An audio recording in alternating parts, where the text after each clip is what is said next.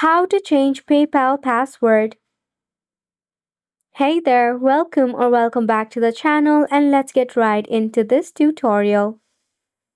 To change the PayPal password, firstly, you can launch a preferred browser and search for paypal.com. If not, you can also install the PayPal app in your device. Then click on the PayPal.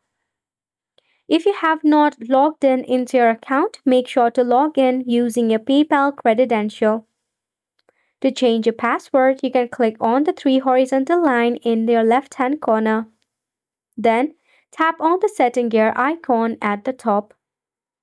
From here, you can see your account info. However, to change your password, click on the security option.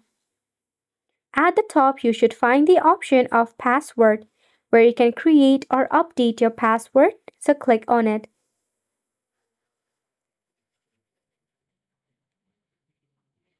Now to change or update your password, firstly enter your current password over here.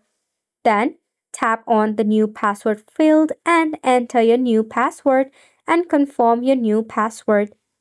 After which, click on Change Password option. This is how you'll be able to change your PayPal password. Wasn't it simple? So make sure to go ahead and give it a try, and thank you so much for tuning in. We'll see you very soon.